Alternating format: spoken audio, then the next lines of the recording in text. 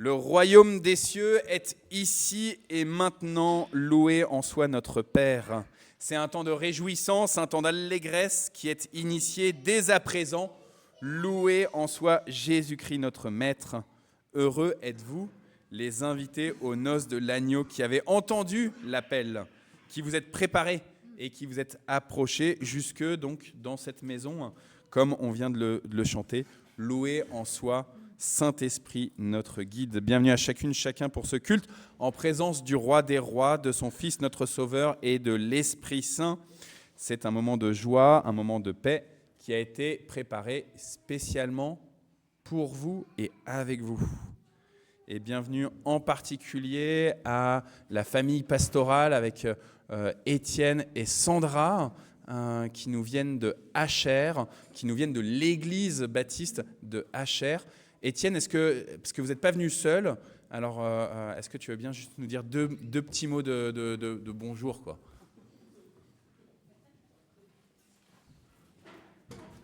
Eh bien, bonjour à toutes et à tous. En tout cas, c'est une joie pour mon épouse, pour mes deux filles. Je ne sais pas où elles sont, elles doivent être derrière, là. Ah, elles sont là-bas au fond, elles font coucou. Pour nos deux filles, on a trois filles. L'aînée est en Angleterre et on a pris 2 spécimens avec nous, là. En tout cas, c'est une joie pour nous d'être avec vous ce matin. Dans les choses particulières, hein, vous connaissez Thomas, vous connaissez Anne-Marie. Anne-Marie est ma cousine, Thomas est mon beau-frère. Donc Sandra est la sœur de Thomas, voilà, pour les particularités.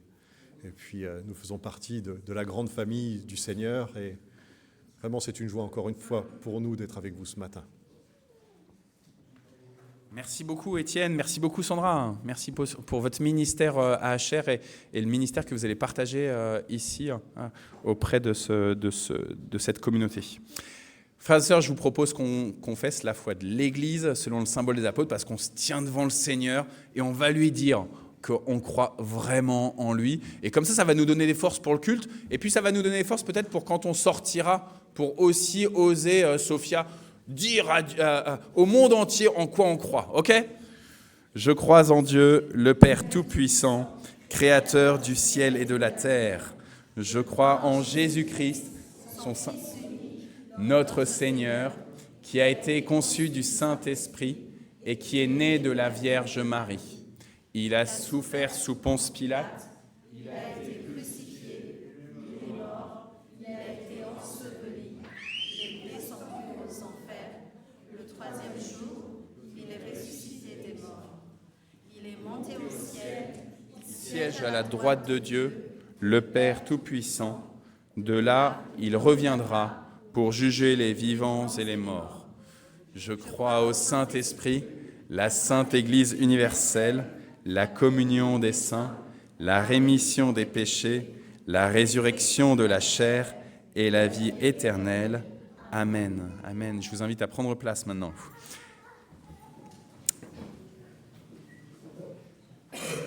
Alors, j'avais Manu au groupe des adolescents, mais je ne vois pas son papa. Du coup, je vais faire les annonces. Après le culte... Ta belle maman, elle n'est pas loin, on est d'accord. Alors, après le culte, si Laurence... non, elle ne vient pas. Donc, il n'y a pas de temps de prière après le culte, sauf si vous avez vraiment besoin. Moi, je peux venir dans la petite salle, juste derrière, pour prendre un temps de bénédiction personnelle. Semaine prochaine, on a le groupe de prière, mardi à 14h, au temple et par Zoom. Jeudi, le culte de semaine à 10h du matin, suivi d'un repas. Et le soir, on a le conseil presbytéral qui tient sa réunion de prière à 21h tous les jeudis soirs. Anne-Marie, la semaine dernière, tu nous as parlé dans les annonces que samedi de la semaine prochaine... 14h30, on se retrouve ici, mesdames. Donc, toutes les dames. Toutes les dames. Célibataires, mariées, Avec divorcées, enfants, veuves, tout le monde peut venir. De 18 à 99 ans. Et ça, à quelle heure ? 14h30. Vous avez bien entendu. À quelle heure ? Des fois, il faut dire 3 fois, hein, comme ça, on est sûr que l'info, elle arrive. Ah, tu renverras un message sur le groupe. Si les dames de l'église ou les jeunes femmes de l'église, donc c'est à partir de 18 ans, hein, si vous n'êtes pas dans le groupe WhatsApp, eh ben, vous pouvez demander à Anne-Marie et elle vous mettra dans le groupe WhatsApp des femmes. Les adolescents, j'ai oublié de vous dire ce matin que normalement, le soir, on se rend au temple de Cergy à 18h. C'est le week-end des ados. Je viens de m'en rendre compte, désolé d'avoir oublié de vous le dire. Et Marie-Christine, dimanche de la semaine prochaine, ça y est, c'est les béatitudes ? C'est les béatitudes. Bienheureux sommes-nous. Donc on reprend le partage biblique avec Marie-Christine. 14h. Donc après le culte, ceux qui veulent, vous pouvez prendre un petit temps de repas. Si vous venez avec vos pique-niques, machin, vous partagez ou vous partagez pas, vous mangez dans votre coin, vous mangez en discutant avec les uns avec les autres. Et puis de 14h à 16h, temps de partage biblique. Donc la thématique pour cette année qui avait été choisie, pas juste par Marie-Christine, mais avec le groupe, en discussion avec le groupe en fin d'année dernière. Vous aviez convenu que ce serait les béatitudes. Donc Matthieu 5. Vous prenez le sermon sur la montagne. Allez, on y va. Sermon sur la montagne, béatitude et sermon sur la montagne. Je rappelle qu'il y a le camp des enfants de primaire qui aura lieu du 21 au 24 octobre. On va... Bruce, toi je sais que tu y es. Tu sais où on va au camp des primaires ou pas ?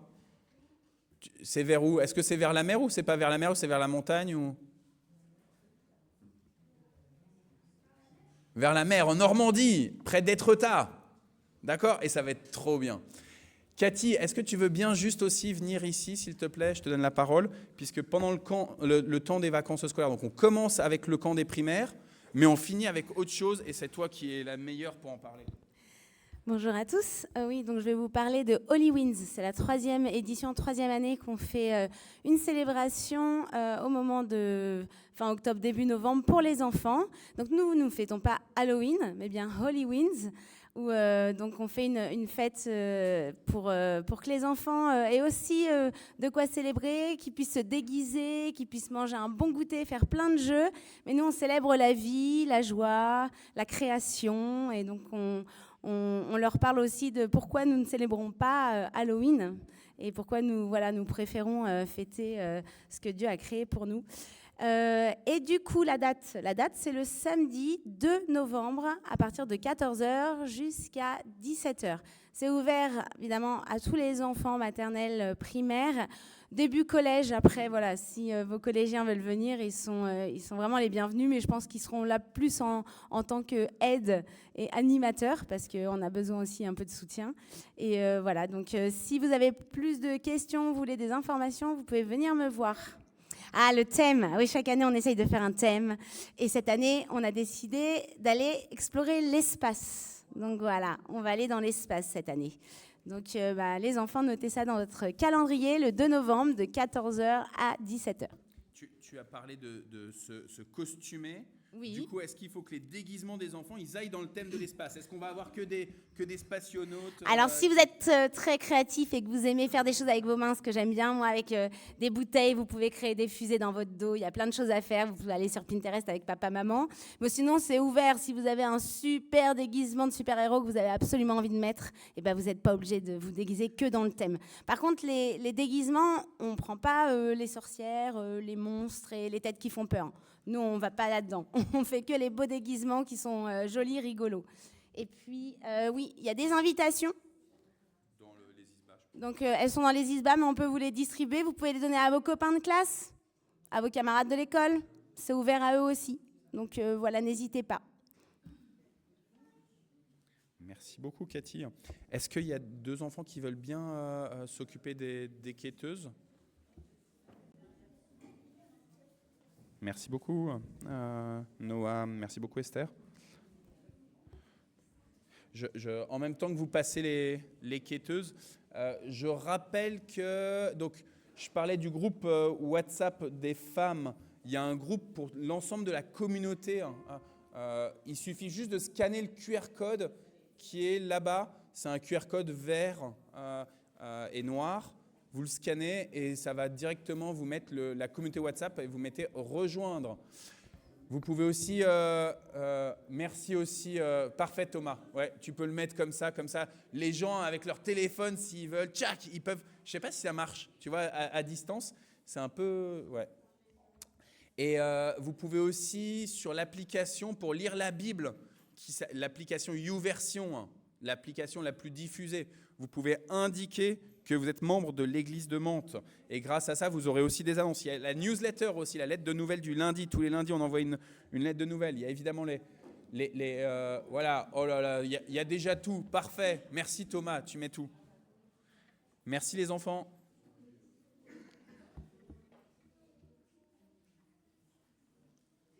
Noam, alors apparemment, Noam et Esther, vous avez été un tout petit peu trop vite. Il y a Claude, il aimerait bien donner beaucoup d'argent. Il a dit, là, je sors mon porte-monnaie, là.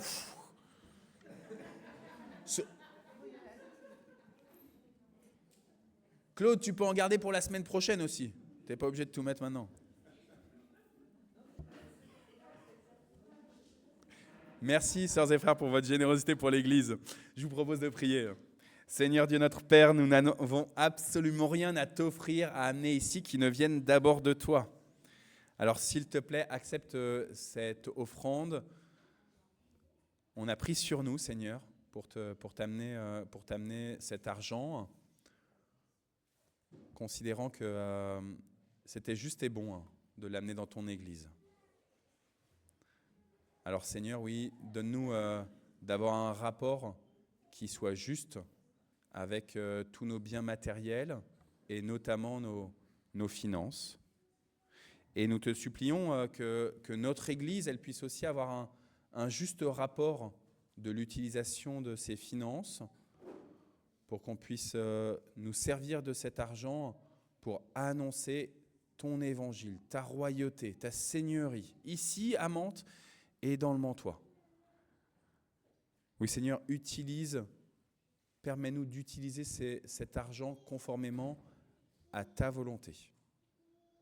Nous te le présentons et nous te présentons aussi le pain, le vin, le jus de raisin qui sont sur la table de communion et que nous allons partager ensemble à la fin de ce service. Amen. Frères et sœurs, donc dimanche de la semaine prochaine, on commence le groupe de partage biblique avec Marie-Christine sur les béatitudes et sur le sermon sur la montagne. Dans l'évangile selon Matthieu, donc, Jésus proclame comme 7e béatitude « Heureux les artisans de paix, car ils seront appelés fils de Dieu ».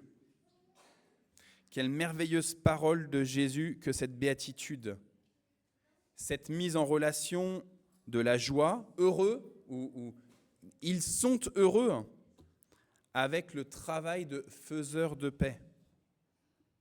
Quelle merveilleuse parole, plus encore lorsqu'elle sort en 7e position.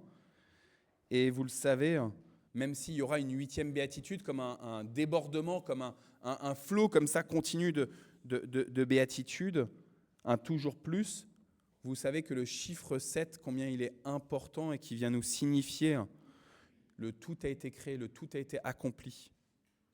Le temps du repos, le temps de la communion avec Dieu, entre Dieu et sa création. Aujourd'hui, ils sont heureux, ceux qui ont été formés et qui mettent en œuvre activement leurs compétences à la recherche de la paix. Car on les appellera, le « on », c'est le « on » divin, c'est Dieu, Dieu les appellera, mais c'est aussi un « on » humain. Les gens autour de vous qui vont reconnaître que vous êtes désormais sous cette nouvelle identité d'enfant de Dieu. Heureux les artisans de paix, car ils seront appelés fils de Dieu. Sœurs et frères, je vais arrêter mon enthousiasme face à la beauté de cette 7e béatitude, car je dois le reconnaître devant vous, comme c'est dur d'être un faiseur de paix. C'est difficile parce que je ne suis pas assez formé pour être un faiseur de paix. C'est difficile parce que lorsque les situations m'explosent au visage, lorsque les crises me déstabilisent si rapidement, si profondément, tout ce que j'ai pu apprendre disparaît en un claquement de doigts.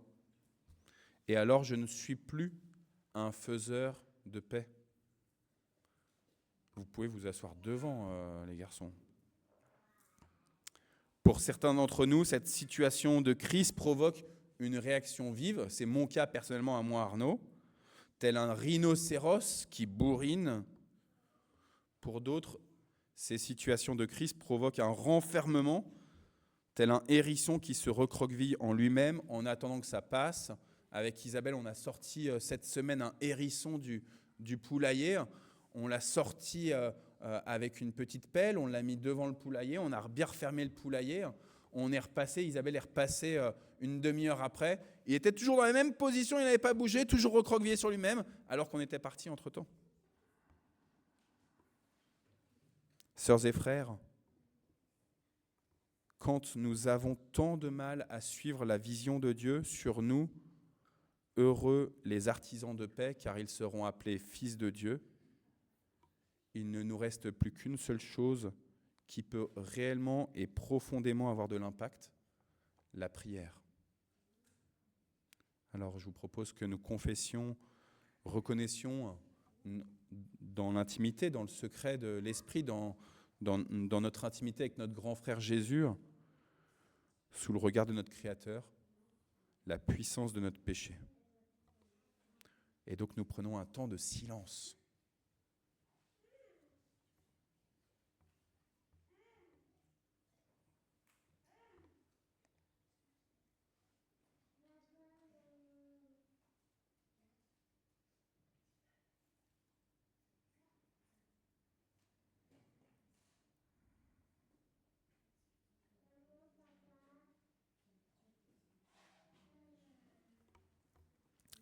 Sœurs et frères, en guise d'absolution de tous les péchés que vous avez avec humilité reconnus devant notre Dieu, s'il y a des péchés que vous n'avez pas reconnus devant Dieu, ne tardez pas. Hein. Il veut effacer tous les péchés, mais il attend que vous lui disiez « efface tel et tel péché, efface telle ou telle faute que j'ai commise ». Je vais vous lire le psaume numéro 29. C'est un psaume de David. « Fils des dieux, donnez au Seigneur gloire et puissance. Donnez au Seigneur la gloire de son nom. Prosternez-vous devant le Seigneur quand éclate sa sainteté. La voix du Seigneur retentit sur les eaux. Le Dieu glorieux fait gronder le tonnerre. Le Seigneur est sur les grandes eaux. La voix du Seigneur avec puissance, la voix du Seigneur avec magnificence. La voix du Seigneur brise les cèdres. Le Seigneur brise les cèdres du Liban. Il les fait bondir comme un taurillon. Il fait bondir le Liban et le Sirion comme un auroch. La voix du Seigneur fait jaillir des fleuves flamboyants. La voix du Seigneur fait trembler le désert. Le Seigneur fait trembler le désert de Kadesh. La voix du Seigneur fait accoucher les biches. Elle dépouille les forêts. Et dans son temple, tout s'écrie gloire. Le Seigneur habite le déluge. Le Seigneur est assis en roi pour toujours. Le Seigneur donnera la puissance à son peuple. Le Seigneur bénira son peuple par la paix. C'est le Seigneur qui règne sur les événements et sur vos vies. C'est le Seigneur qui vous dévoile sa face, qui vous fait grâce et qui vous comble de sa paix. Heureux les artisans de paix, car ils seront appelés enfants de Dieu. Et on dirait comme dans les églises évangéliques charismatiques, et tout le peuple s'écrie quoi ? Amen, normalement, on dit dans les églises charismatiques. On voit qu'on n'est pas dans une église charismatique. Alors, du coup, je vous le refais, comme dans les églises charismatiques. Et tout le peuple s'écrie Amen. Amen. Et on va chanter le Seigneur.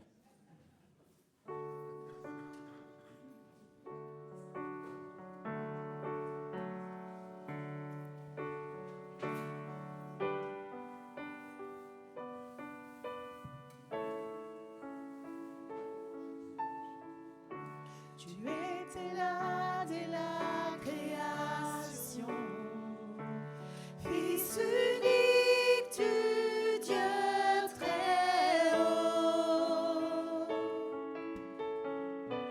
Les mystères de ta gloire révélés en toi, Christ notre Seigneur. Oh, ce nom est si merveilleux. Oh, ce nom est si merveilleux, le nom de Jésus-Christ, mon roi. Oh, ce nom est si merveilleux, sa beauté sans pareil. Oh, ce nom est si merveilleux, le nom de Jésus. Tu n'as pas voulu laisser sans nous. Alors Jésus, tu es venu. Ton amour a vaincu mon péché. Rien ne peut nous séparer. Oh, ce nom est si glorieux. Oh, ce nom est si glorieux, le nom de Jésus-Christ, mon roi. Oh, ce nom est si glorieux, sa beauté sans pareil. Oh, ce nom est si glorieux, le nom de Jésus. La terre a tremblé, le voile s'est déchiré, les amants, la mort et le péché.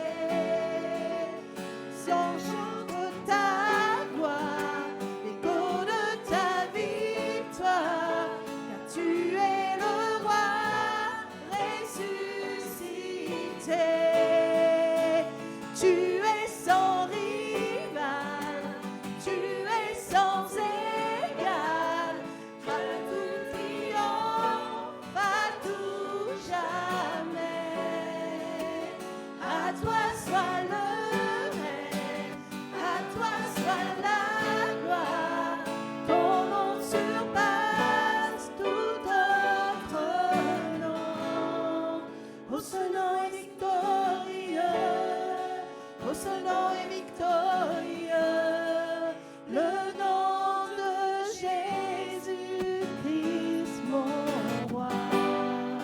Oh, ce nom est victorieux, sa puissance sans pareil. Oh, ce nom est victorieux, le nom de Jésus.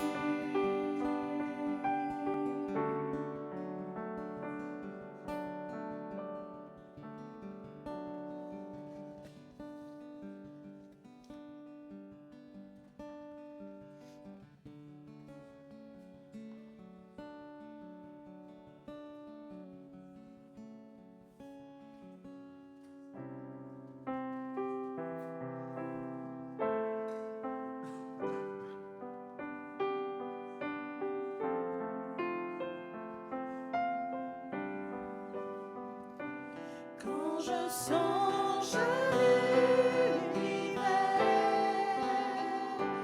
les astres que tu as créés, les océans, les mers, tout me révèle ta majesté. Alors mon âme s'écrie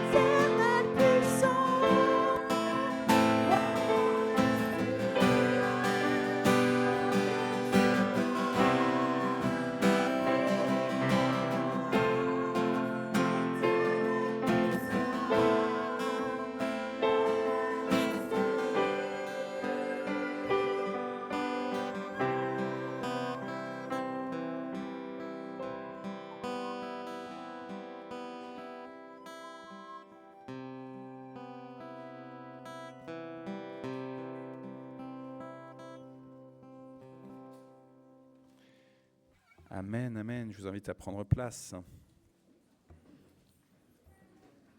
Quand on est lancé comme ça, groupe de louanges, on a envie d'enchaîner là. En tout cas, je ne sais pas l'assemblée, mais moi là, j'étais prêt. Là. Je me disais, allez, encore un troisième, un quatrième, un cinquième chant. Mais il faut aussi des moments aussi pour que ça ne soit pas uniquement le chant qui exprime notre reconnaissance, mais que ce soit aussi juste nos prises de parole, nos témoignages. Et donc Joshua, il a un micro et là, il y a levé de main. Voilà. Donc voilà, pour ceux qui veulent partager puisqu'il y a beaucoup de mains levées, je propose que ça soit des brefs témoignages pour que voilà, il puisse y avoir tout le monde qui parle. Alors déjà, beaucoup de gratitude pour ce que Anta soit là, parce que c'est... Ah, mais tu lui voles ta vedette, là. Anta, je veux dire vraiment, on est content de te voir et de te voir avec ton visage tout joli, pas marqué par le... Enfin, non, écoute, je veux dire, c'est... vraiment, ça fait plaisir, donc alléluia. Et moi, je suis très contente parce que mon gendre est rentré à la maison après 17 jours d'hospitalisation. Et c'est vraiment génial parce qu'on avait, autant après la chirurgie, ils expliquaient bien, autant quand il était en endocrinologie, il ne disait rien et il ne disait pas quand il allait sortir. Et on l'a su juste au dernier moment. Donc... on est vraiment heureux qu'il soit rentré à la maison parce que ce silence des soignants, ça avait quelque chose de super inquiétant. Ouais. Voilà. Et puis, hier, on a eu une super journée. Mais t'arrêtes pas dans tes actions de grâce, là, Noël. Non, là, c'est débordement. Écoute, ça déborde. Alléluia, vas-y. On a eu une super journée au Marais. Et après, j'ai des amis qui sont venus dîner à la maison. Et ce matin, j'ai eu un coup de fil d'une amie italienne de Vérone que je n'ai pas vue depuis des années, qui m'a dit « Ça t'ennuie si je viens chez toi ce soir ?» Alors, je suis vraiment pleine de joie. Donc, voilà. Et du coup, ce midi, tout le monde chez Noël. Si vous voulez, je ferai une grande pasta. Non, alors, pour ceux qui ne savent pas, Noël, elle a un beau jardin. Malheureusement, le temps, je pense qu'il s'y prête pas trop. Hein. Anta, elle voulait prendre la parole aussi. Donc, oui... merci Noël, tu m'as devancé. Donc, comme certains le savent, hein, j'avais un accident à cause d'une explosion d'une cocotte minute en plein visage et aussi sur mon torse. Et du coup, le SAMU, ça m'a beaucoup traumatisé, le SAMU. Hein, ça, oui. Et donc, le SAMU, premier soin. Et j'étais tellement traumatisée que mes larmes coulaient toutes seules. Et merci Seigneur, parce qu'on m'a déjà là rassurée. Ne vous inquiétez pas, c'est du premier degré et deuxième peut-être. Mais ne vous inquiétez pas. Arrivé à l'hôpital, aux urgences, pareil. Tout le monde s'occupait de moi. J'étais bien prise en charge. Les infirmiers, et pourtant c'est réputé l'hôpital de Mantes, hein. Comme quoi il y a toujours des problèmes de prise en charge. Mais moi, ça a été vraiment 3 infirmières qui s'occupaient de moi, le médecin qui était 4 fois passé, sauf pour le sparadrap après. Bon, ça c'est autre chose. Et après, je remercie beaucoup le Seigneur parce qu'il m'a vraiment épargnée dans mon malheur. Parce que l'hôpital m'avait dit... un tel accident de cocotte minute, c'est 3e degré, madame. Vraiment. Vous avez la chance. Et j'ai dit à une infirmière, c'est le Seigneur qui m'a épargnée. Amen. Parce que je suis un peu sensible. Donc voilà, je suis contente d'être parmi vous. Amen. Et merci Seigneur. Et nous aussi, on est contents que tu sois là.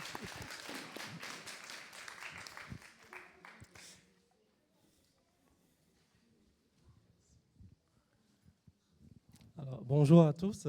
Salut Kojo. Salut Arnaud. Ce matin, je suis très content. Je veux dire merci au Seigneur pour ma santé, la santé de mes enfants, de ma femme et vous tous ici présents, votre santé. C'est lui qui nous permet d'être tous bien portants et d'être ici au sein de son temple à Mantes. J'ai encore plusieurs autres raisons de dire merci au Seigneur. Il y a plus de 3-4 ans déjà que je voulais mettre en place un projet de formation dans le cadre d'une reconversion professionnelle, mais chaque année, ça ne marchait pas. Il y a toujours quelque chose qui empêchait le projet de se mettre en place. Cette année, j'ai prié, j'ai demandé au Seigneur que si c'est sa volonté pour moi, que tout se mette en place. Amen. Et cette année, par sa grâce, tout s'est bien passé et j'ai commencé cette formation cette semaine-ci. Que toute la gloire lui revienne. On bénit le Seigneur déjà sur le fait que tu lui aies demandé si c'est ta volonté et qu'il t'ait exaucé. Tu as dit qu'il y avait plusieurs choses. Effectivement, ça nécessite beaucoup d'organisation, de montage de dossiers aussi. Ce n'est pas aussi évident. Et je rends grâce parce que toutes les étapes ont été validées par sa grâce et me voici donc dans ce nouveau projet. Et au niveau de l'organisation aussi, c'est dans une autre ville, hein, c'est à Nantes, c'est pas dans les Yvelines. Il faut trouver un autre... C'est à Mantes ou à Nantes? Nantes. À Nantes. Donc ça. Nantes vers la Bretagne là-bas, là. Tout à fait, c'est ça. Il faut retrouver une chambre là-bas, ça n'a pas du tout été évident, mais je profite pour remercier Anno, Isabelle aussi, qui m'ont vraiment aidé dans ce sens, je pense, en échangeant avec la communauté protestante de Nantes. J'ai pu trouver un habitant de Nantes qui a bien voulu m'accueillir dans le cadre de ce projet-là. Donc encore merci à nous. Et aussi au niveau de la maison, puisque toute la semaine je ne serai pas là, c'est ma femme qui doit gérer les enfants. Tout ça c'est bien goupillé à la fin. Elle a plusieurs jours de télétravail. Donc je remercie vraiment le Seigneur pour tout ça. Que la gloire lui soit rendue. Amen. Pour Aurélie, mes enfants régulièrement, là, en ce moment, un de leurs tics de langage, c'est dire « force à toi ».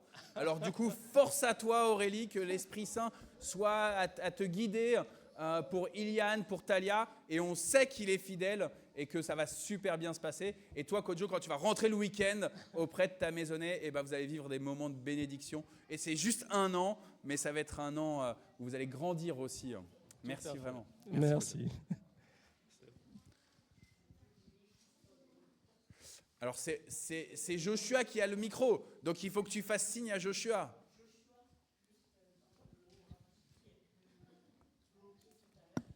Alors, je voulais quand même vraiment remercier la fraternité qui règne dans cette communauté, hein, parce que tout le monde m'a appelé. Il y en a qui sont venus, il y en a qui priaient, vraiment, ça m'a fait vraiment du bien. Et il y en a même qui m'ont ramené à manger. Donc voilà, j'ai vraiment témoigné à mes enfants. Hein. Ils étaient vraiment étonnés. Et je pense que ça a servi aussi de témoignage. Amen. Et merci beaucoup pour tout le monde, à tout le monde. Hein. Je me sentais vraiment entourée. Et merci beaucoup de votre amour fraternel. Merci. Gloire à Jésus. Amen. Amen, amen. Est-ce qu'il y a une dernière prise de parole? En fait, Étienne, il m'a dit, ouais, tu sais, moi j'ai l'habitude de prêcher pendant 1 heure, 1 heure et demie, donc c'est pour ça que je dis vraiment dernière prise de parole. C'était un joke, hein, vous inquiétez pas. Eh bien écoute, Étienne, c'est à toi alors. Est-ce que tu préfères être au pupitre ou tu veux le micro sans fil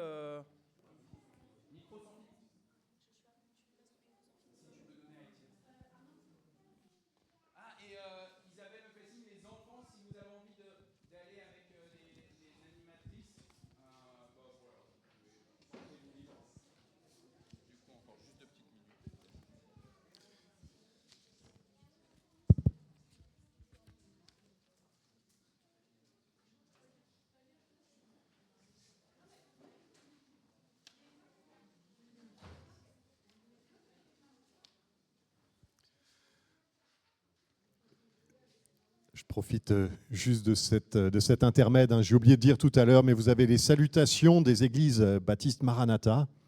Juste pour vous compreniez, à HR, nous avons implanté l'église il y a un peu plus de 15 ans maintenant. Nous sommes une église fille de l'église Maranatha à Oni, dans le 95. Et nous sommes une équipe pastorale. Nous travaillons régulièrement ensemble. Hein. Donc, toute l'équipe pastorale des églises Maranatha vous salue bien. Et l'église d'Acher vous salue bien également. Je transmettrai. OK. Ce matin, j'avais sur mon cœur, Arnaud a introduit dans ce sens tout à l'heure en parlant d'être artisan de paix. J'aimerais vraiment développer ce thème ce matin en regardant la vie d'un homme dans l'Ancien Testament, Isaac. Mais je voudrais introduire ce temps par un texte dans Jacques, chapitre 3 et verset 18. On va lire dans 2 versions. C'est bien, moi j'aime bien lire dans une version proche de une traduction littérale, une traduction un peu plus amplifiée. Ça donne vraiment un contexte un peu plus complet. Donc on va lire dans Jacques 3, verset 18. Le fruit de la justice est semé dans la paix par ceux qui recherchent la paix ou par les artisans de paix. Dans la version Semeur, ceux qui travaillent à la paix sèment dans la paix une semence qui aura pour fruit ce qui est juste. Il est question à 2 reprises de paix, d'être un artisan de paix, de semer dans la paix, et cela porte du fruit, un fruit qui est juste, ou le fruit de la justice. Qu'est-ce que la justice? Alors quand on pense à justice, on imagine un juge dans son tribunal avec son marteau qui rend des décisions de justice, mais je trouve qu'il manque de quelque chose en tout cas. La justice, c'est faire ce qui est juste, c'est faire ce qui est bon et ce qui plaît à Dieu. On a lu en introduction, être enfant de Dieu, oui, nous sommes enfants de Dieu. Nous sommes appelés à faire ce qui est juste, parce que Dieu est lui-même juste. Je vais vous parler d'Isaac. Isaac, le titre de mon message, c'est Isaac, artisan de paix. Alors Isaac, en fait, quand je préparais ce message, je me disais, mais Isaac, on ne le connaît pas très bien. On connaît bien son père, on connaît bien Abraham, le père de la foi. On connaît bien le fils d'Isaac, on connaît bien Jacob, celui qui a lutté contre l'ange de l'Éternel. Il est le père des 12 tribus d'Israël. Et Isaac, c'est un peu comme cette fine tranche de jambon entre 2 gros morceaux de pain. Il est le moins cité des 3 patriarches. Pourtant, c'est bien le Dieu d'Abraham, d'Isaac et de Jacob. Il est bien cité dans les 3 patriarches. Et moi, je le connaissais plutôt d'une manière négative, péjorative. En tout cas, je savais qu'il n'avait pas été un très bon père. En tout cas, il a eu 2 fils, Jacob et Ésaü. Et il préférait Ésaü parce que Isaac aimait la viande. C'était un mangeur de viande. Il aimait bien la bonne viande chassée. Et il préférait son fils Ésaü, qui était un chasseur, plutôt que son 2e fils Jacob, qui était plutôt dans les jupes de maman. Moi, je le connaissais pour ce défaut-là, en tout cas. Mais en tout cas, quand on regarde, son père, Abraham, a eu des défauts aussi. Il a douté. Il a eu un fils avec une de ses servantes, et ça fait le bazar dans sa famille aussi. Jacob, son fils, lui, il a eu 2 femmes. Il a eu plein d'enfants. C'était compliqué. Moi, quand je lis l'histoire entre Léa et Rachel, c'est toi qui vas coucher avec mon mari ce soir, demain. Enfin, c'est un peu compliqué. On dirait un vaudeville presque. Enfin, cette partie-là, moi, elle me fait sourire. C'est vraiment du troc. Et Jacob n'a rien à dire dans tout cela. En tout cas, quand on regarde bien, quand je regarde, moi, en tout cas, je me dis, bon, moi aussi, j'ai mes défauts. Certes, j'ai mes qualités. Tout comme Isaac avait ses qualités, mais il avait aussi ses défauts. Abraham avait les siens. Jacob avait les siens. Mais on ne va pas s'arrêter sur les défauts ce matin. On va regarder à ce que Isaac nous enseigne, en tout cas, ce qu'il a à nous dire au travers de sa vie. Et je trouve, en tout cas dans ma lecture, dans ce que j'ai étudié, Isaac est un artisan de paix. On va poser le contexte, on va faire des lectures, on va lire dans Genèse chapitre 26, on ne va pas tout lire, je vais échantillonner un petit peu, on va poser le contexte. Genèse chapitre 26 à partir du verset 1. À cette époque-là, il y eut de nouveau une famine dans le pays, comme naguère au temps d'Abraham. Alors Isaac se rendit à Guérar, chez Abimelech, roi des Philistins. En effet, l'Éternel lui était apparu et lui avait dit : « Ne descends pas en Égypte, fixe-toi dans le pays que je te désignerai. Séjourne dans ce pays-ci, je serai avec toi et je te bénirai. Car c'est à toi et à ta descendance que je donnerai tous ces territoires. J'accomplirai ainsi le serment que j'ai fait à ton père Abraham. Je rendrai ta descendance aussi nombreuse que les étoiles du ciel, et je lui donnerai tous ces territoires-ci, et tous les peuples de la terre seront bénis en ta descendance. Je le ferai parce qu'Abraham m'a obéi et qu'il a observé mes prescriptions, mes commandements, mes préceptes et mes lois. C'est pourquoi Isaac resta à Guérar. » Alors vous avez de la chance, vous avez une carte au fond de l'église là-bas, et vous verrez Guérar, j'ai localisé Guérar, c'est en bas à gauche, dans le coin en bas à gauche, en P1 exactement. Alors si on regarde aujourd'hui, vous voyez la bande de Gaza actuellement, c'est un sujet sensible, mais c'est légèrement à l'est de la bande de Gaza, c'est vraiment dans le sud-ouest d'Israël, et c'était un pays occupé par les Philistins. Donc Isaac, ce texte nous dit qu'il y a une famine là où il était, et il prévoyait d'aller en Égypte, mais Dieu lui a dit non, tu ne vas pas en Égypte, tu vas à Guérar. Et Dieu lui rappelle la promesse qu'il avait faite à son père Abraham. Donc Isaac va à Guérar. On va lire à partir du verset 12, dans Genèse 26, verset 12. Isaac fit des semailles dans le pays et récolta cette année-là le centuple de ce qu'il avait semé. L'Éternel le bénissait. Isaac devint un personnage important. Son importance s'accrut encore et il devint même un homme très puissant. Il possédait des troupeaux de moutons, de chèvres et de bovins et beaucoup de serviteurs, de sorte que les Philistins devinrent jaloux de lui. Ils comblèrent tous les puits que les serviteurs de son père Abraham avaient creusés du vivant de ce dernier en les remplissant de terre. Alors Abimelech dit à Isaac, « Va, quitte ce pays, car tu es devenu beaucoup plus puissant que nous. » Ah, il y a un problème. Alors que Dieu avait demandé à Isaac d'aller à Guérar, il s'installe, il sème, il récolte beaucoup, 100 fois. Moi, j'aimerais bien qu'une graine de tomate me donne 100 tomates. Enfin, c'est pas mal comme ratio, en tout cas. Il est devenu très riche et très puissant. Il avait beaucoup de moyens, il avait des serviteurs. Et ça a suscité la jalousie. Alors certes, il n'était pas chez lui, il était chez les Philistins. Alors les Philistins ont commencé à reboucher des puits. Alors il faut savoir que dans ce pays, je ne sais pas si certains ont déjà pu aller en Israël, mais c'est un pays qui est plutôt avec un climat plutôt chaud et sans eau. Les troupeaux et les pâturages ne peuvent pas être irrigués et les troupeaux ne peuvent pas boire. Donc on est obligé de creuser, de trouver de l'eau. Et là, Isaac, visiblement, avait hérité des puits que son père, Abraham, avait construit, avait creusé des années auparavant, et ils ont commencé à reboucher ces puits. Il aurait pu se fâcher. J'aurais pu dire, mais qu'est-ce que vous faites là? C'est les puits de mon père. En plus, il était puissant, il aurait pu armer des serviteurs et aller se révolter. Non. Il n'a rien dit. Abimelech lui dit de partir. Il s'en va. Il va camper plus loin. On va continuer notre lecture, versets 17 à 22. Isaac partit de là et alla dresser son camp dans la vallée de Guérar, donc plus à Guérar, mais dans la vallée, à quelques kilomètres de là, où il s'établit. Il s'installa et fit déboucher les puits qu'on avait creusés du temps de son père, Abraham, et que les Philistins avaient comblés après la mort d'Abraham. Il leur donna les mêmes noms que son père. En creusant dans la vallée, les serviteurs d'Isaac découvrirent une source d'eau vive. Les bergers de Guérar cherchèrent querelle aux bergers d'Isaac en prétendant « Cette eau est à nous ». Isaac donna à ce puits le nom d'Essek, dispute, parce qu'on s'était disputé avec lui à son sujet. Ensuite, ils creusèrent un autre puits pour lequel on lui chercha de nouveaux querelles.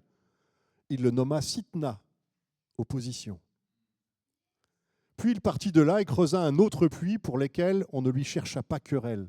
Il l'appela donc Rehoboth, larges espaces. Car, dit-il, maintenant l'Éternel nous a mis au large et nous prospérerons dans le pays. Je n'aurais pas aimé être un serviteur d'Isaac. Ils ont passé leur vie à creuser des puits. Alors tout d'abord, il quitte Guérar, il va dans la vallée de Guérar, il commence à déboucher. Il y avait des puits qui étaient bouchés, il redébouche les puits d'Abraham. Et puis en débouchant ces puits, il tombe sur un puits d'eau vive. Alors, imaginez la valeur de ce puits. Les puits traditionnels se remplissent par capillarité. C'est l'eau, on ne tombe pas sur une source, mais c'est l'eau, l'humidité dans la terre qui arrive et qui se dépose. Et puis il faut attendre un certain temps avant que le puits se remplisse à nouveau pour pouvoir puiser l'eau. Et puis il faut parfois de la patience. Tandis que là, il tombe sur un puits d'eau vive, il tombe sur une source souterraine. Il y a de l'eau à disposition quand on veut. Et ce puits, on va lui chercher querelle. On va lui l'appeler le puits de la dispute.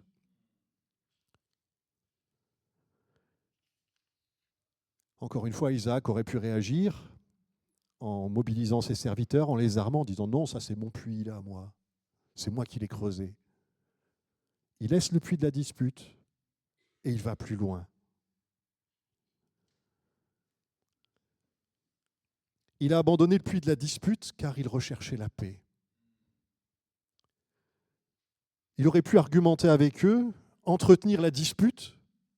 Il a choisi de céder, de s'abaisser alors qu'il était un homme puissant et d'aller plus loin. Isaac va creuser un autre puits, enfin pas lui, ses serviteurs. Il va trouver de l'eau et là, on va lui chercher querelle. Donc on voit bien, il y a un petit cran, juste une sainte dispute, ça passe à de la querelle et à de l'opposition, à de la haine. Il appelle ça sitna. Il sent vraiment une réelle opposition, qu'on en a marre de lui. On lui cherche des noises, des problèmes. Il sent de l'adversité. Isaac va laisser ce puits de l'adversité, de l'opposition. Et il va aller plus loin. Il va creuser un puits. Il va trouver de l'eau et là, il va être tranquille. Il va dire, ah, j'ai appelé ce puits larges espaces. Dieu m'a mis au large. Dieu me donne le feu vert en quelque sorte. Il appelle ce puits le puits de la largesse, de la bénédiction de Dieu. Je crois que ces étapes révèlent le cœur d'Isaac. Il est réellement un homme de paix. Il est riche, puissant. Je me répète, mais c'est important. Il aurait pu tenir tête à ceux qui lui cherchaient querelle, mais il n'a pas choisi la méthode forte. Il aurait pu répondre à la dispute, mais il a fait le choix d'une autre voie, l'abandon de l'esprit de dispute. Il aurait également pu répondre à la haine par la haine. Il a abandonné également ce sentiment. Et Dieu a vu tout cela, il connaissait son cœur, et il l'a béni, il l'a mis au large. Il a pourvu à ses besoins, et il l'a mis à l'abri de ses ennemis. Il a dit, c'est là que le Seigneur me veut, je vais pouvoir prospérer dans ce pays. Alors je m'interroge, comment est-ce que je réagis face à l'adversité? Ceux qui me disent, t'es plus le bienvenu ici. Ceux qui me cherchent des poux dans la tête, enfin ils peuvent chercher. Ceux qui commencent à vouloir se disputer avec moi, ceux qui commencent à manifester des sentiments de haine et à me mépriser. Comment est-ce que je réagis par rapport à cela? On a un élément de réponse dans le livre des Proverbes, chapitre 15, verset 1. Et c'est, je crois, ce qu'a mis en pratique notre cher Isaac. Une réponse douce apaise la colère, mais une parole blessante excite l'irritation. Isaac a choisi la méthode douce, il n'a pas choisi de répondre à la manière dont on l'a agressé. Il a préféré laisser. Alors à quel puits est-ce que je bois? En d'autres termes, Jésus interpelle deux des disciples de son premier cercle, Jacques et Jean. Un jour, Jésus voulait aller dans une ville pour passer la nuit, et puis les gens de la ville lui ont dit « Non, tu n'es pas le bienvenu ici ». Et Jacques et Jean sont allés voir Jésus et disent « Jésus, on peut invoquer le feu du ciel pour descendre sur cette ville et la faire disparaître ». Présomptueux. Jésus leur a dit, vous ne savez pas quel esprit vous anime. Et il les a appelés Boanerges, les fils du tonnerre. Quel est l'esprit qui m'anime? À quelle source d'eau, à quel puits est-ce que je bois?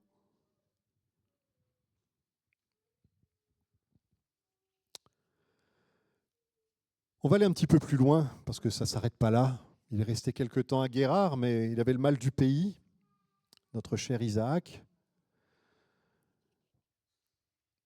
Et je ne vous cache pas que cette partie ne me laisse jamais insensible.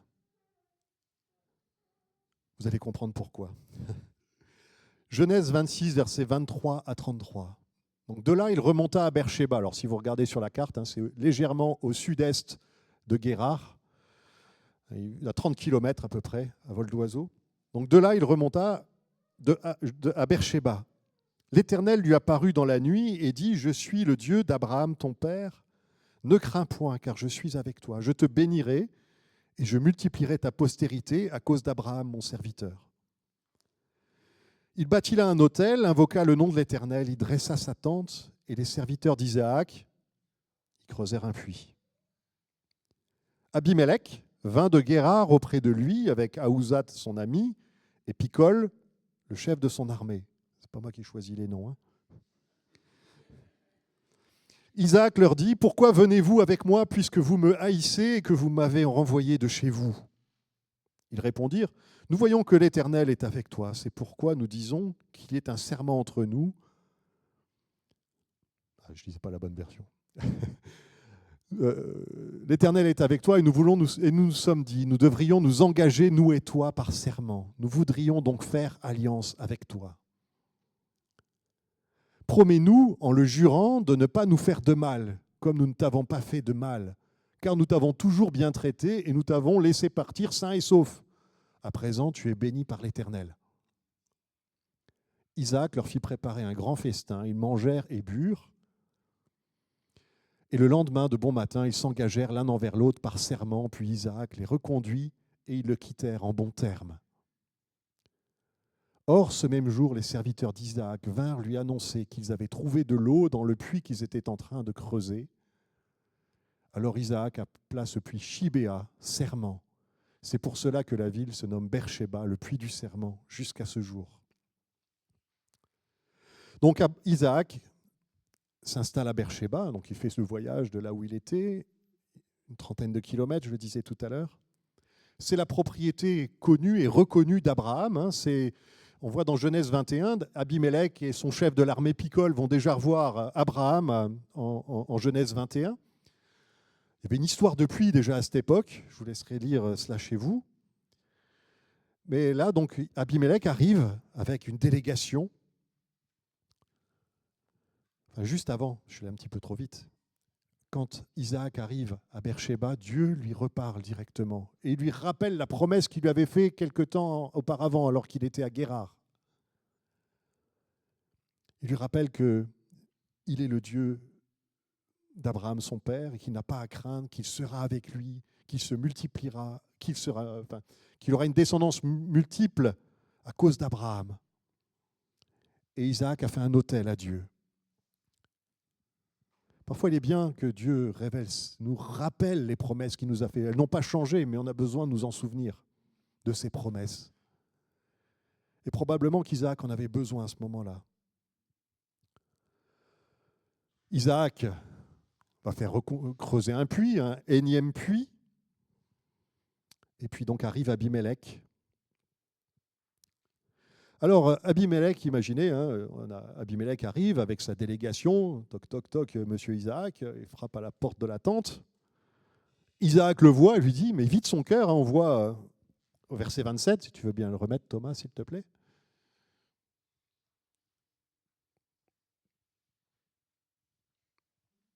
Isaac leur demanda, pourquoi êtes-vous venus me trouver alors que vous me détestez et que vous m'avez renvoyé de chez vous? Là, on sent quand même qu'il en a un peu marre, Isaac. C'est un peu la cocotte minute qui c'est la soupape là, qui sort. Il y a pardon. C'est la soupape qui fonctionne, là. Et il vide son sac. Il dit, vous m'avez chassé de chez vous et vous venez jusque chez moi, jusque dans mon salon, là. Surtout, et c'est là où moi je sens la colère qui monte à chaque fois que je lis ce texte, parce que je pense dans mes valeurs profondes, je suis très sensible aux personnes qui sont de mauvaise foi. On va lire 28. Ils lui répondirent, nous voyons que l'Éternel est avec toi. C'est pourquoi nous disons qu'il y ait un serment entre nous et moi, et que nous fassions alliance avec toi. Verset 29. Jure que tu ne nous feras aucun mal, et c'est là, attention, on s'accroche, de même que nous ne t'avons point maltraité, nous ne t'avons point fait de mal, car nous t'avons toujours bien traité, et nous t'avons laissé partir sain et sauf. Moi, dans ma version, c'est marqué « Nous t'avons laissé partir en paix ». Il n'y a pas comme un truc là. Quelqu'un qui se pointe devant chez moi, que mon ennemi, celui qui m'a chassé de chez lui, qui me dit « Ah mais j'ai toujours été gentil avec toi, j'ai toujours été sympa. » Je sens que ça monte là. La moutarde qui me monte au nez.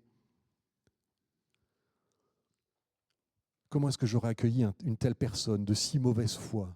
Quelqu'un qui m'a fait du mal, qui m'a piqué tous mes puits, qui m'a chassé. Et pour chasser, puisque à chaque fois qu'il creusait un puits, on le disait hey, il allait plus loin. Et là, jusque chez lui. Et je crois que la réponse d'Isaac a de quoi surprendre. Face à une personne de mauvaise foi, une personne qui était si néfaste envers lui, Isaac n'a pas relevé. Et au verset 30, Isaac leur fit un festin. Ils mangèrent et burent. Il leur fit préparer un festin. Moi, c'est tout juste s'il aurait eu le paquet de chips entamé depuis 3 mois et un verre d'eau tiède, quoi. Là, il a fait préparer un festin. Sûrement tuer un animal, le préparer. Et des petits plats. C'est pas juste le repas du soir, un truc qu'on mange rapidement. Il a fait un festin. En lisant ce texte, je repensais à Romains 12, versets 17 à 21. Ne rendez à personne, ne répondez jamais au mal par le mal. Cherchez au contraire à faire ce qui est bien devant tous les hommes. Autant que possible, et dans la mesure où cela dépend de vous, vivez en paix. Tiens donc, vivez en paix avec tous les hommes et les femmes. Mes amis, ne vous vengez pas vous-même, mais laissez agir la colère de Dieu, car il est écrit, c'est à moi qu'il appartient de faire justice. C'est moi qui rendrai à chacun son dû. Mais voici votre part. Si ton ennemi a faim, donne-lui à manger. S'il a soif, donne-lui à boire. Par là, ce sera comme si tu lui mettais des charbons ardents sur la tête. Et le verset 21 est pour moi un verset clé. Ne te laisse jamais dominer par le mal. Au contraire, sois vainqueur du mal par le bien. Et je crois que c'est ce qu'a fait Isaac. Il aurait très bien pu répondre à Abimelech et à sa troupe, à la hauteur de ce qu'ils avaient été méchants envers lui, voire même plus. Mais il a décidé de ne pas se laisser dominer par le mal et de faire le bien à ses détracteurs, à ceux qui l'ont chassé. Il est aussi question, si tu veux remettre le verset 20, s'il te plaît Thomas, il est question de vengeance, que la vengeance appartient à Dieu. Certes, on parlait de justice tout à l'heure, Dieu est un Dieu juste, il punira celui qui méritera d'être puni et il ne punira pas l'innocent. Ça, c'est Dieu. Mais il est question aussi de charbon ardent. Alors, qu'est-ce que ça veut dire, ces charbons ardents? Alors, moi, j'ai cherché, j'ai arrêté de chercher, parce que je n'ai pas trouvé d'explication qui me convenait. Alors, je ne dis pas qu'il n'y en a pas, hein, c'est pas ce que je suis en train de dire. Mais je n'ai pas trouvé de sens qui me convienne, parce que ça appartient à Dieu. Le bien que je fais à mon ennemi, à celui qui me veut du mal, c'est quelque chose, c'est comme un charbon ardent que je mets dans un seau, quelque chose qui se place au-dessus de la tête de cette personne. Alors certains voient, au bout d'un moment, quand le seau est plein, paf, il s'ouvre et puis il tombe sur la tête, il se prend une douche de charbon ardent. D'autres voient ça comme une sorte de culpabilité qui va s'incruster dans l'esprit de la personne pour après se repentir. Je dirais, moi, je ne sais pas. En tout cas, ça appartient à Dieu. C'est le Dieu qui choisira d'agir comme il le voudra, au moment où il le voudra.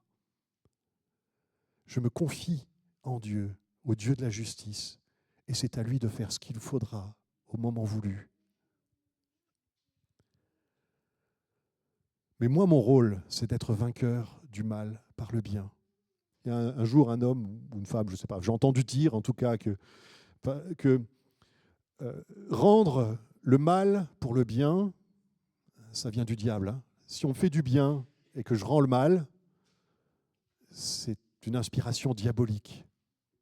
Rendre le mal pour le mal, ou le bien pour le bien, ça c'est humain. On fait de queue de poisson sur la route, mettre un coup de klaxon, puis peut-être quelques noms d'oiseaux. Mais rendre le bien pour le mal, il y a quelque chose de divin derrière tout cela. Et c'est ce à quoi je suis appelé. On l'a lu, ceux qui cherchent la paix sont appelés enfants de Dieu. Je suis enfant de Dieu. À moi de me rendre vainqueur du mal en faisant le bien.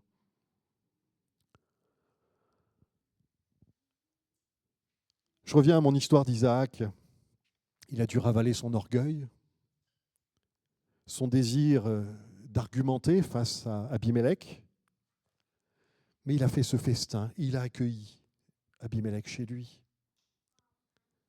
Et le résultat, c'est qu'il se quitte en paix le lendemain matin, verset 31, et au même moment, le puits qu'ils étaient en train de creuser se remplit d'eau.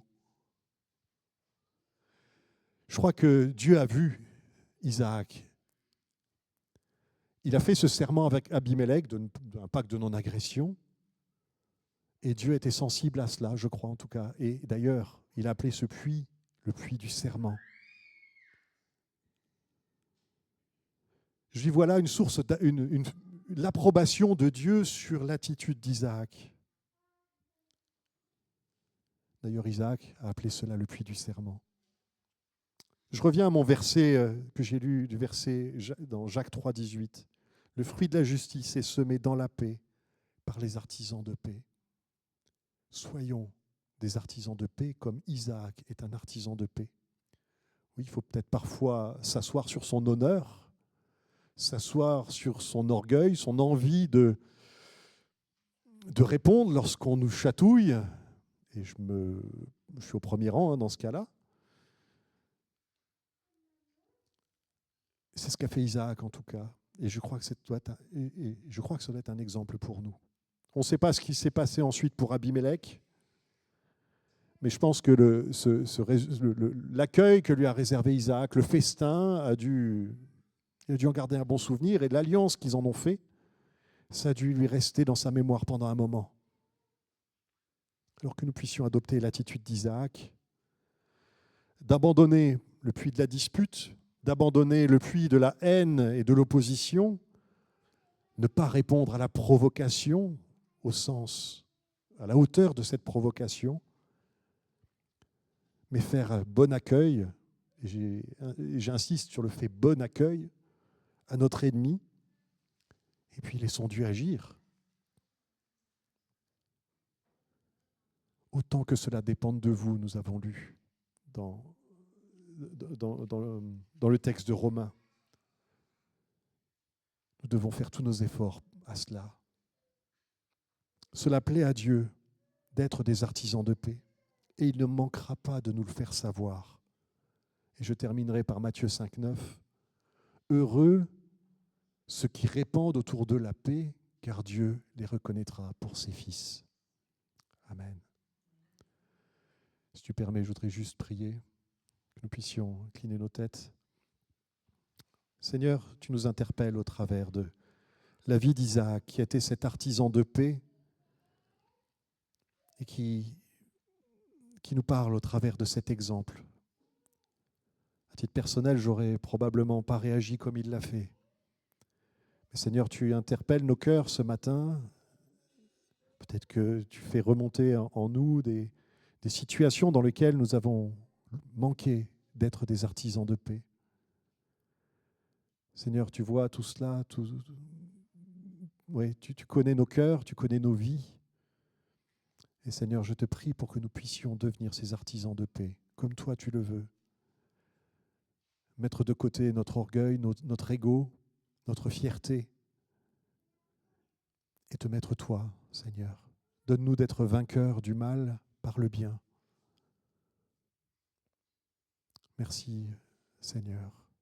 Amen.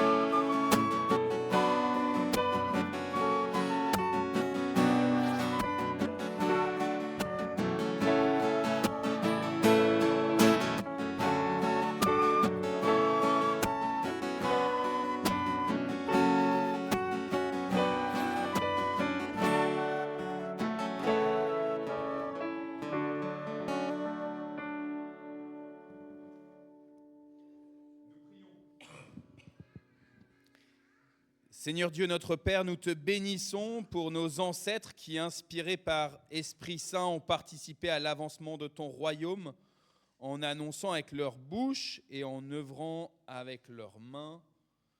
Nous te bénissons pour tous nos prédécesseurs qui ont été artisans de paix dans ce monde et le plus grand, merveilleux et rayonnant de tous, celui qui a donné sa vie pour ceux qu'il aime, Jésus-Christ, ton Fils, notre Seigneur. Nous nous souvenons que la veille de sa crucifixion, il a pris un dernier repas où tout était d'avance préparé.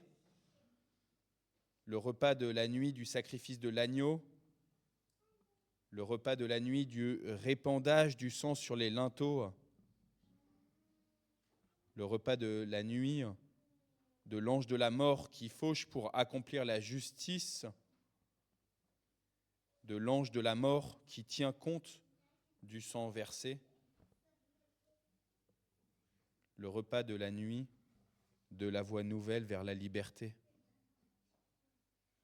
Lors de ce repas, il a pris du pain, il a rendu grâce, il a rompu le pain et il l'a donné à chacun des disciples en disant « Prenez, mangez-en tous,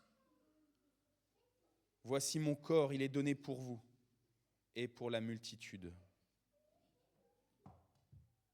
À la fin de ce repas, il a élevé la coupe, il a rendu grâce également et il l'a donné aussi à chacun des disciples en disant « Prenez, buvez-en tous, ceci est mon sang, il est le sang versé pour vous et pour un grand nombre, pour le pardon de tous les péchés. Faites ceci chaque fois que vous en boirez en mémoire de moi. »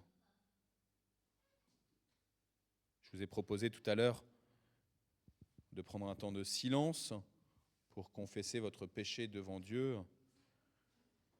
Je vous propose de prendre un temps de silence pour méditer maintenant sur l'amour jusqu'au boutisme de Jésus pour vous, de faire un temps de silence pour adorer votre Seigneur, notre Seigneur.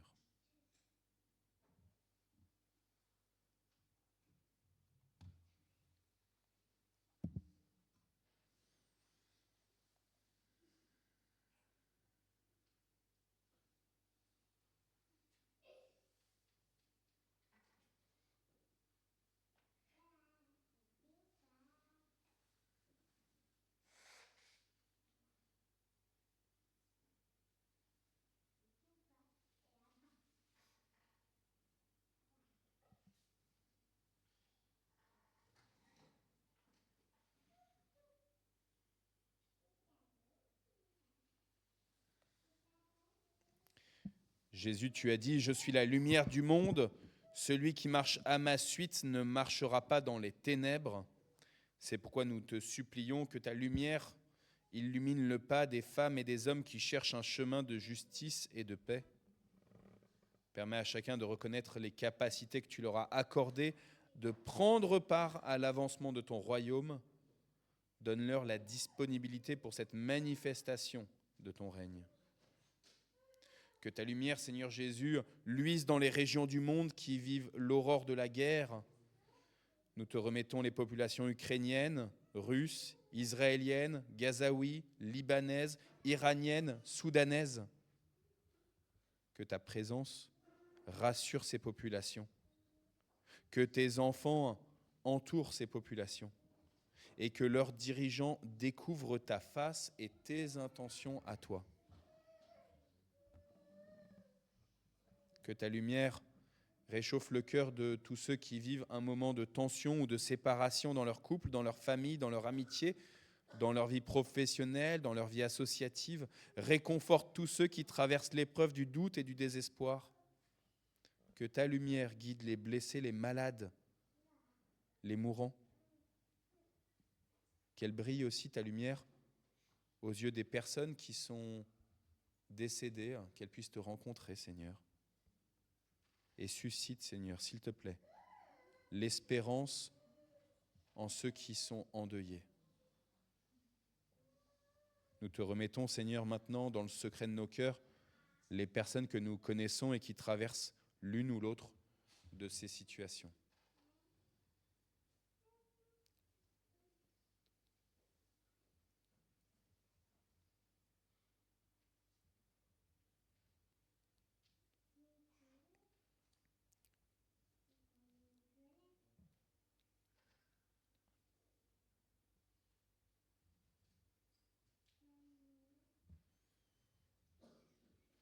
Et Seigneur, nous te résumons, nous récoltons toutes ces prières en les mettant en offrande devant ta face et en concluant avec la prière qui est si belle, que ton Fils a enseignée à ses disciples et à nous-mêmes. Notre Père qui es aux cieux, que ton nom soit sanctifié, que ton règne vienne, que ta volonté soit faite sur la terre comme au ciel. Donne-nous aujourd'hui notre pain de ce jour. Pardonne-nous nos offenses, comme nous pardonnons aussi à ceux qui nous ont offensés. Et ne nous laisse pas entrer en tentation, mais délivre-nous du mal, car c'est à toi qu'appartiennent le règne, la puissance et la gloire, au siècle des siècles. Amen. Voici, dit le Seigneur, je me tiens à la porte et je frappe. Si quelqu'un entend ma voix et ouvre la porte, j'entrerai chez lui. Je prendrai la scène avec lui et lui avec moi. Maranatha, Maranatha, Maranatha, viens Seigneur Jésus, viens bientôt. Seigneur, je ne suis pas digne, nous ne sommes pas dignes que tu entres chez nous, mais dis seulement une parole et notre maisonnée et nous-mêmes, nous serons guéris. Frères et sœurs, c'est le Seigneur lui-même qui vous invite à sa table. Nous avons formé un cercle de communion tous ensemble. Pour ceux qui, notamment la famille d'Étienne, qui ne sait pas comment on procède ici, on va recevoir là, chacune, un gobelet avec soit du vin, soit du jus de raisin et un morceau de pain. Et une fois que tout sera distribué, une fois qu'on sera à nouveau tous ensemble et qu'on aura notre morceau de pain et notre gobelet de vin ou de jus de raisin dans les mains, une fois qu'on sera unis en communion les uns avec les autres, on consommera tous ensemble ce corps et ce sang du Christ, cette mémoire du corps et du sang du Christ. Venez, formons un cercle, car tout est prêt.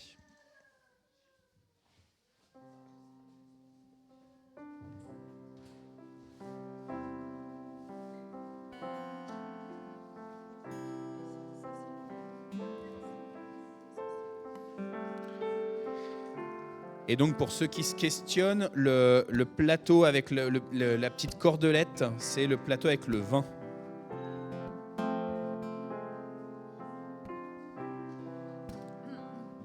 Est-ce que Cathy, elle est...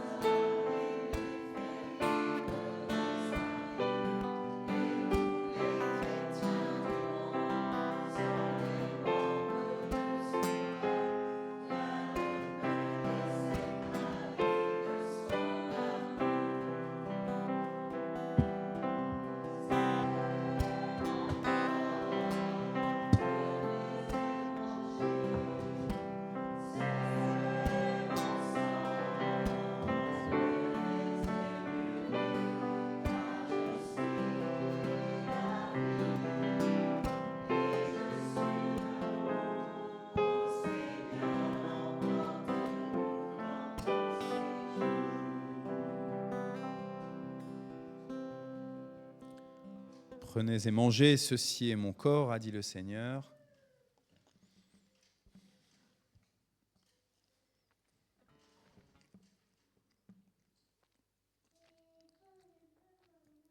Prenez et buvez, ceci est mon sang, il est répandu pour vous, pour le pardon de tous vos péchés.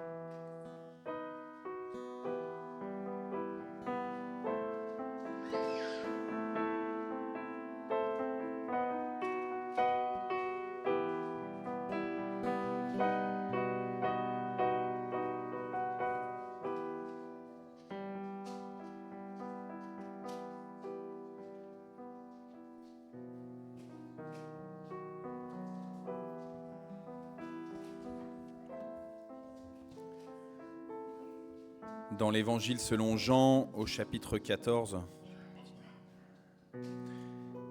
Et voici l'autre défenseur promis par Jésus. Il est avec vous pour toujours. L'esprit de vérité ne peut être reçu par le monde, mais vous le connaissez. Il demeure auprès de vous et il sera toujours en vous. Ainsi, vous n'êtes pas orphelins. Vous pouvez recevoir de Jésus la paix. Je vous laisse la paix, je vous donne ma paix. Moi, je ne vous donne pas comme le monde donne, alors que votre cœur ne se trouble pas et qu'il ne cède pas à la lâcheté. Amen.